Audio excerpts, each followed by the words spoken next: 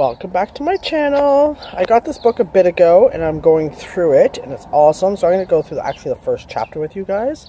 So I'm going to flip this camera around and do a little chat with you guys. Alright, so I'm sitting outside. It's evening time right now on Sunday. The sun was a little bit shining, but it's nice out. I can sit outside. My dog is here beside me, well, Star. The other two are in the house. Like in the beginning of the video, I had mentioned that I was reading this book. I missed other books that I'm reading as well. So I've gotten through the first chapter. Like I've scanned the book, but I've gotten through the first chapter, which is... Sorry. Clutter clearing. So... I recently moved, like you guys all know. I did like some moving videos and stuff. So I had done a lot of decluttering and stuff. So basically it goes through, like when you watch shows, the ones that are all happy and go lucky, happy family, like the aesthetic of the home is completely different than a sad, depressed, emotional family. Which is weird. I've never noticed that before. But I also know people that have a lot of clutter and they're really, like, they have a lot of stuff and they're really happy. You know, and the family dynamic is good. So it doesn't, you know, I don't find it works for everybody, okay? So this one here, so basically it takes you through clearing clutter in a magical way, you know? So it talks about, I'm in the wrong section. So let me see. I had one part, but then I closed my book. Clearing clutter is a very powerful practice that helps you to align you in a subtle and energetic realms. When you look around your home and tune in with each item, deciding whether it's enhancing your energy or draining your energy, you're powerfully fine-tuning your energy field and the energy field of your home, and clearing the decks for magical blessings to swirl into your life. So it goes through categories of cleaning of clutter. So the first one's paper. So it includes like receipts, love notes, birthday cards, credit card offers, junk mail, warranties for appliances you don't have or tools that you don't have anymore, expired coupons. That's under the paper one, okay? And then there's clothes, so clothes that don't fit you, but you don't want to get rid of it because you absolutely love it. And it's basically saying, like, get rid of it because, you know, you need to feel happy in your body. And if you pull something out of your closet and it doesn't fit you, then all of a sudden you're like, oh man, it doesn't fit. So just get rid of it and buy new once you get to the weight that you want. Or you might, you know, don't have to, because you'll completely love the stuff that you've chosen to keep and you'll be happy. Let me see. You deserve to have a closet containing only clothes that look great on you as you are now. Even if this means having just 3 outfits in your closet for a while. Like I said, every time you look at clothes you don't like or that you'll wear someday, your self-esteem suffers and consequently becomes harder to lose weight, okay? So the first one, like the paper one, when I moved, I basically went through all my paper clutter. I couldn't believe how much paper clutter I had between warranties, any like stuff that I've had that have my name on it or credit card information, anything like that. I basically shred it and I just put it in a bag, so I'm going to burn it in my fire pit. Like most of it's already gone. And then old coupons, I went through all of that. Newspapers, let me see what else I had. Bank statements that were like 10 years old, like seriously. Birthday cards, like doubles and stuff. Like I kept a couple of them from my grandma because she passed away about 10 years ago. About 10, 12 years ago. So I kept a couple of very important ones. My kids each have like a little box. I even decluttered that kind of stuff. Like I basically went in with the mentality of there's too much paper. So I cleared out a lot. With the clothing, oh, and also with the paper, when I moved into my home, I think it was, I moved in March 15th.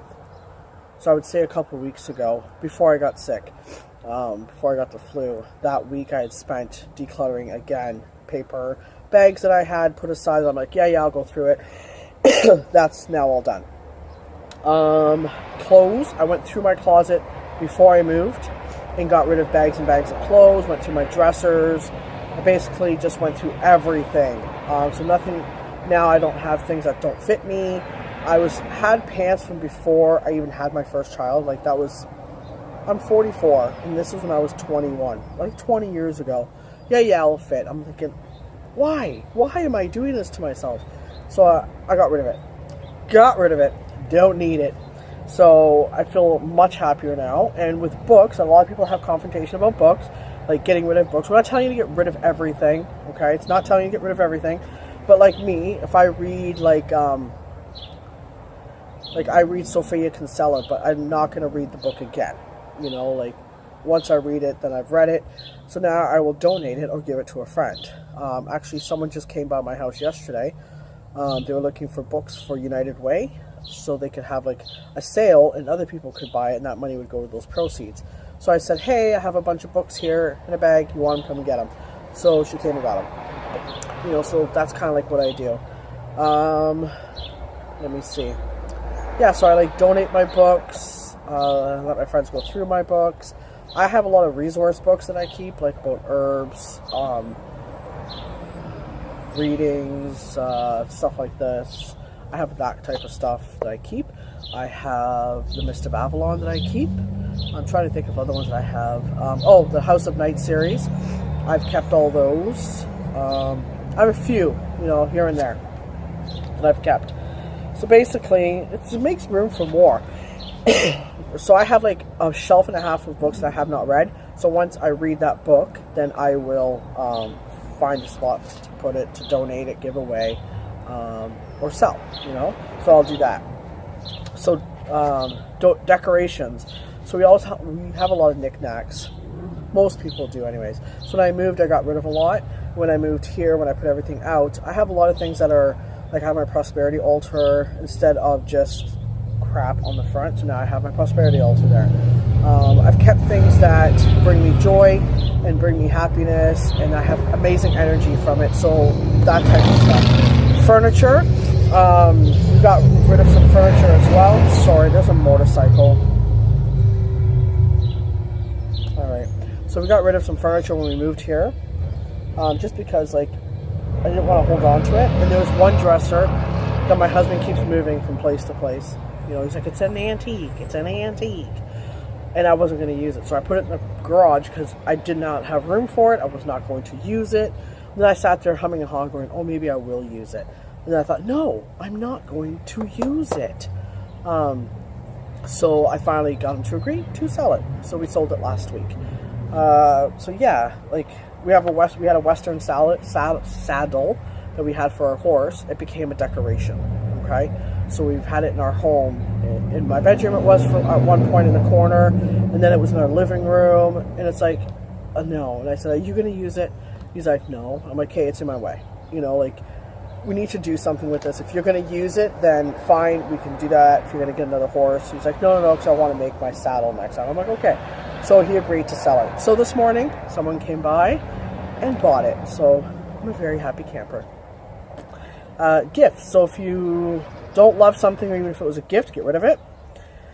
And it says here, if your house is a very magical and sacred place, don't bring the energy of guilt onto holding onto it by unloved gifts. Okay, so if someone gave you a gift and it brings you negative energy every time you look at it, see it, don't keep it because you have to. Find a new home for it. Okay. We had a piece of driftwood. It was beautiful driftwood that I found when I was with my ex-husband, and I moved it from place to place to place to place. Even with my new husband, it was something in me, I had to keep moving it. When I moved from the place I was just in, my son's like, oh, Mom, are you taking the driftwood? And I'm like, actually, no, I'm not taking it. They looked at me like I had 3 heads. They couldn't believe it that I was actually leaving it behind. So yeah. So food.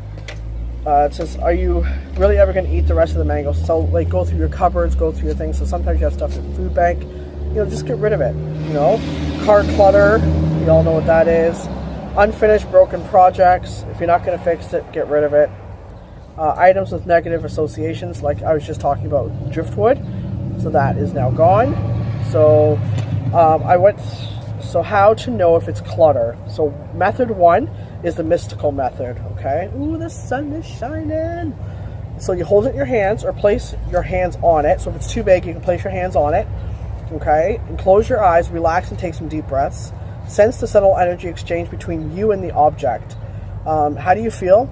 Like when you tune into this object, are you happy? Are you sad? Are you vibrant, tired, angry?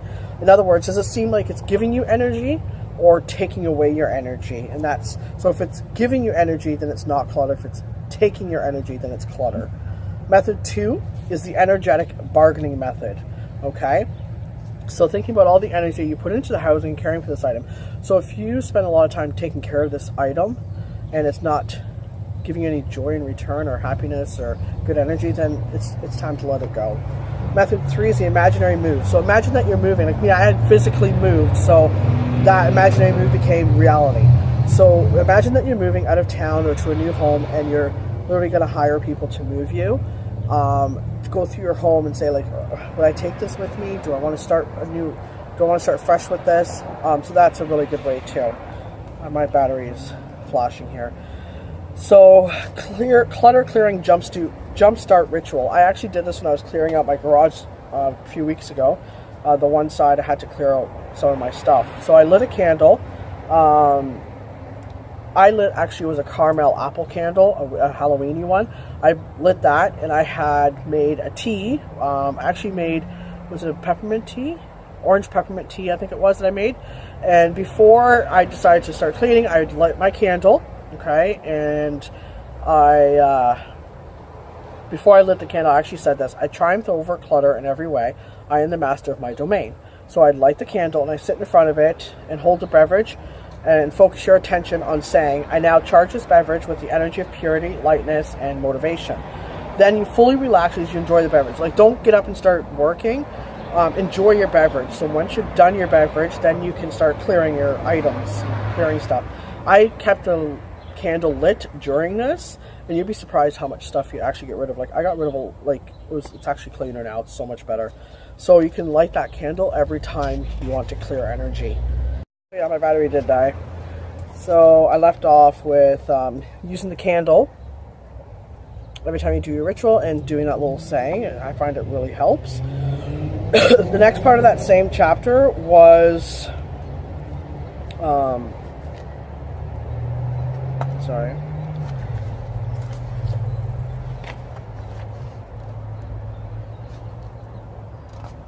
clearing internal clutter. Okay? That was the next part of that chapter. So the first one is physical toxins. So it's like, it says here, I'll read it what it says. Detoxifying your body on a regular basis can help purify you of accumulated toxins that affect not only your body, but also your mind and emotions. It is important to get in the habit of detoxifying by drinking at least half your body weight in ounces of water every day. I also suggest cutting back on meat and other animal products, white sugar and white flour, artificial additives, as these hold dense negative and unhealthy vibrations and contribute to the accumulation of toxins in the body. Now, obviously I haven't cut back on animal products, my bad. But I have been trying to drink a lot of water. I don't eat a lot of sugar. And artificial additives, I don't do that as well. I try not to. I do eat a lot of fresh fruits and vegetables. Let me see. And I have been trying to watch what I put in my body. Oh man. So there's a couple of recipes for one's a cayenne cocktail, one's like a beauty juice. The other one for detoxifying your physical toxins is salt baths. So taking a 40-minute or longer bath at least once a week is a great way to release toxins through your pores. Make sure you have plenty of drinking water on hand, which I find if I have a really hot bath, I do need my drinking water. Draw a hot bath and dissolve 2 cups of Epsom salts to 3/4 cup of sea salt and half a cup of baking soda into the water, and add a few drops of lavender oil for some relaxing and emotionally purifying aromatherapy if desired, and enjoy. So basically I've made my own cleansing and clearing salt bath, so I use that. So I use that. And then another one is exercise. So regular exercise helps as well with clearing toxins. And then the other second part of clearing internal is the grudges. Okay, so grudges, grievances, and old hurts. So we've all at certain times in the past been badly hurt and badly treated for a very long time. So I'm reading what she's writing. I made a point of holding on to my pain and my anger, and on some level I can defend myself by it. By now I can see that whatever I hold on to or hurt or blame someone else for doing something to me, I'm giving away my power. I'm in effect saying I do not have power over my own life. That person or condition has power over me. Okay, so here there is keys to freedom in order to help you. So in your journal notebook, write keys to freedom at the top of the page. Beneath that, make a list of all the people or conditions and situations that you've held a grudge against. Okay, and I've done that, like things that have gone on in my life. List anything that makes you feel like a victim in any way, and continue writing until you've written down everything you can think of. When you're finished, relax your body and take some deep breaths. Then go through the list, and with each item on the list, close your eyes and bring it into your mind. And once you've conjured up that image of feeling or associated with it, mentally tell the person, so mentally, not physically, mentally, tell the person or situation that you're willing to forgive him or her because you're ready to reclaim the power you've given over to them. You don't have to actually find it in your heart to forgive quite yet. You just have to be willing to forgive. If you find it difficult to even be willing, this is an excellent thing to discover, as a lot of your power must be tied up in this issue. In this case, rise to the challenge, be patient with yourself. You may want to approach the issue from another angle. Okay, so the next part is limiting beliefs. So sometimes when we hold grudges and stuff, and our belief systems, we have like limiting beliefs. So examples are, there's a belief clearing that you can do. So basically, let's take for example relationships. Okay, that's what she uses here. So your limited belief, when you write it down, would be relationships never work. I have to give up my freedom and fun to have a relationship. Men suck. Okay, so once you've written down all the limiting beliefs, you can actually turn them around. So for the ones above, you'd write something like, relationships sometimes work. Some relationships might allow me even more freedom than I ever knew. And some men are really great. Like my husband's awesome. My ex-husband was not. So now for each new belief, you've written 1 to 3 pieces of evidence that are true. So staying with the example above, you might write, relationships sometimes work, and then you can give an example of, so-and-so have been together for this many years and they really love each other. Okay, some relationships might allow me even more freedom and fun that I've never had. Like my relationship now, like my previous relationship, I had no freedom. I had no sense of self or nothing. With this relationship, I have more freedom now. Like I have more sense of self, more self-worth, and I'm able to do a lot more than I ever thought I could. Okay, and then the next one is some men are really great. So you can name people like my husband compared to my ex-husband. He's amazing, but if I was to have the mentality that men completely suck, I probably would never have met him. Okay, so that's one of the belief clearing things. Okay, and then clearing clutter is a lifelong pursuit. So basically you can't just like, okay, I'm going to clear all my clutter and I'm all done, right? You have to keep continuous. So like once a month I literally go through certain rooms in my house and clear the clutter, clear out the old paperwork, clear out coupons, all that kind of stuff, clear out things that have been given to me and I don't need them.